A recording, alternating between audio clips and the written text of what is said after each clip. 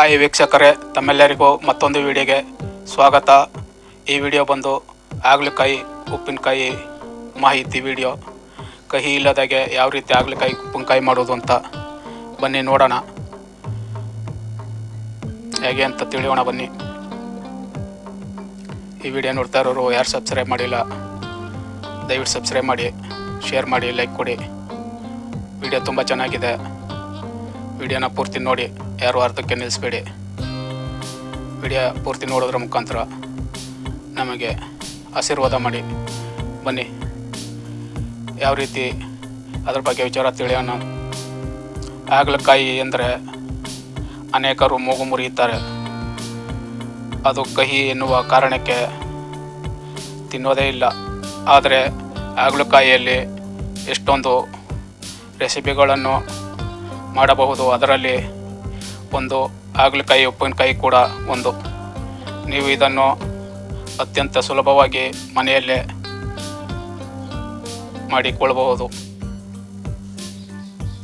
ಈ ಹಾಗಲಕಾಯಿ ಉಪ್ಪಿನಕಾಯಿಗಳಿಗೆ ಮಸಾಲೆಗಳನ್ನು ಹಾಕೋದ್ರಿಂದ ಕಹಿ ಇರೋದಿಲ್ಲ.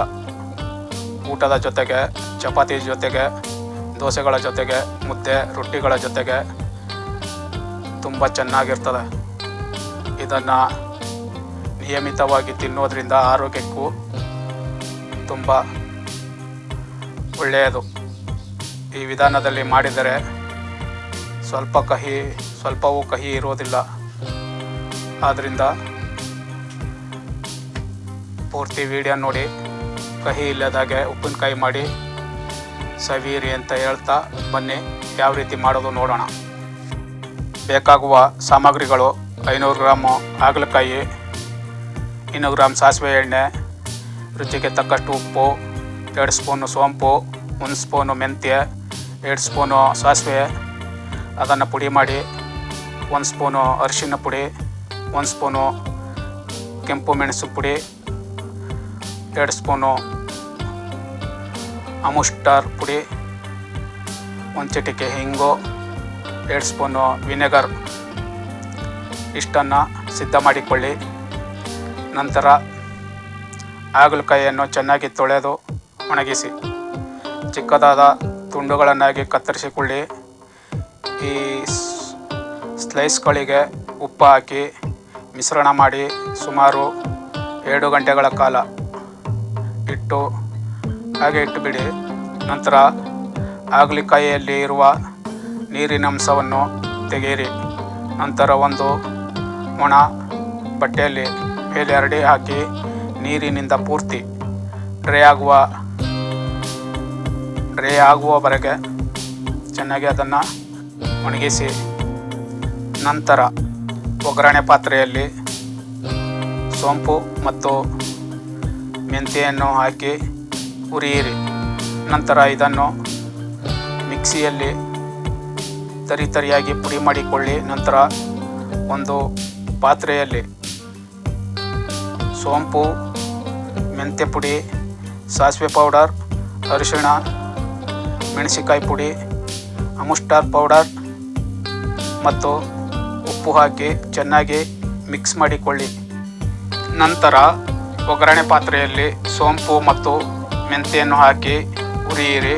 ನಂತರ ಇದನ್ನು ಮಿಕ್ಸಿಯಲ್ಲಿ ತರಿಯಾಗಿ ಪುಡಿ ಮಾಡಿಕೊಳ್ಳಿ. ನಂತರ ಒಂದು ಪಾತ್ರೆಯಲ್ಲಿ ಸೋಂಪು, ಮೆಂತ್ಯ ಪುಡಿ, ಸಾಸಿವೆ ಪೌಡರ್, ಅರಿಶಿಣ, ಮೆಣಸಿನಕಾಯಿ ಪುಡಿ, ಅಮುಸ್ಟಾರ್ ಪೌಡರ್ ಮತ್ತು ಉಪ್ಪು ಹಾಕಿರಿ. ಚೆನ್ನಾಗಿ ಮಿಕ್ಸ್ ಮಾಡಿ.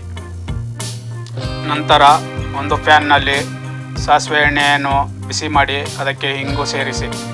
ನಂತರ ಅದು ತಣ್ಣಗಾಗಲು ಬಿಡಿ. ನಂತರ ಮಸಾಲೆ ಪುಡಿಗಳನ್ನು ಎಣ್ಣೆಯೊಂದಿಗೆ ಹಾಕಿ ಚೆನ್ನಾಗಿ ಮಿಕ್ಸ್ ಮಾಡಿ. ನಂತರ ಕೊನೆಯಲ್ಲಿ ಹಾಗಲಕಾಯಿ ತುಂಡುಗಳನ್ನು ಸೇರಿಸಿ ವಿನೆಗರ್ ಸೇರಿಸಿ ಚೆನ್ನಾಗಿ ಮಿಕ್ಸ್ ಮಾಡಿ. ನಂತರ ಕೊನೆಯದಾಗಿ ಒಂದು ಸ್ಪಷ್ಟವಾದ ನೀರಿನ ಅಂಶ ಇಲ್ಲದ ಗಾಜಿನ ಬಾಟಲಿಗೆ ಹಾಕಿ ಈ ಬಾಟಲನ್ನು 2 ರಿಂದ 3 ದಿನಗಳ ಕಾಲ ಸೂರ್ಯನ ಬೆಳಕಿನಲ್ಲಿ ಇಡಬೇಕು. ನಂತರ ಹಾಗಲಕಾಯಿ ಉಪ್ಪಿನಕಾಯಿ ಕಹಿ ಇಲ್ಲದ ಹಾಗೆ ರೆಡಿಯಾಗುತ್ತದೆ. ನಂತರ ಈ ಉಪ್ಪಿನಕಾಯಿಯನ್ನು ಊಟದ ಜೊತೆ ಆನಂದದಿಂದ ಸವಿಯಿರಿ ಅಂತ ಹೇಳ್ತಾ, ಇದರಲ್ಲಿ ಯಾವುದೇ ಕಹಿ ಇರುವುದಿಲ್ಲ. ನೀವು ಹಾಗಲಕಾಯಿ ಉಪ್ಪಿನಕಾಯಿ ಮಾಡುವಾಗ ಅದಕ್ಕೆ ಸ್ವಲ್ಪವೂ ನೀರಿನ ಅಂಶ ತಾಗದಂತೆ ನೋಡಿಕೊಳ್ಳಲೇಬೇಕು. ಹೀಗೆ ಮಾಡಿದಾಗ ಮಾತ್ರ ಉಪ್ಪಿನಕಾಯಿಯನ್ನು ದೀರ್ಘಕಾಲ ಹೊರಗೆ ಇಡಬಹುದು, ಇಟ್ಟು ಊಟದ ಜೊತೆ ಸವಿಯಬಹುದು. ಎಲ್ಲರಿಗೂ ವಂದನೆಗಳು. ಮುಂದಿನ ವಿಡಿಯೋದಲ್ಲಿ ಸಿಗೋಣ.